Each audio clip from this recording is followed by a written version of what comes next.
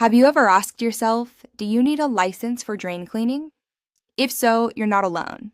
Many homeowners are curious about the rules that surround plumbing services, especially when facing drain issues. The answer is not always simple. In many cases, small tasks like using a plunger or store-bought cleaners might not require a license. But more complex drain cleaning, pipe repair, or anything involving sewer lines almost always needs a licensed plumber.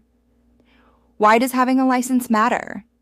Licensed plumbers are trained, tested, and up to date on local codes and safety practices. They use the right tools and methods to complete jobs safely and effectively. If you hire someone who's not licensed, you're taking a risk. Unlicensed work can lead to property damage, expensive fines, and even safety hazards. In many places, it's actually illegal for someone without a plumbing license to do major drain cleaning or sewer repair. At DrainPro Plumbing and Septic, we are licensed, insured, and experienced.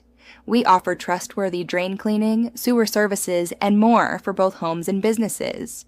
No job is too big or small for our team of professionals.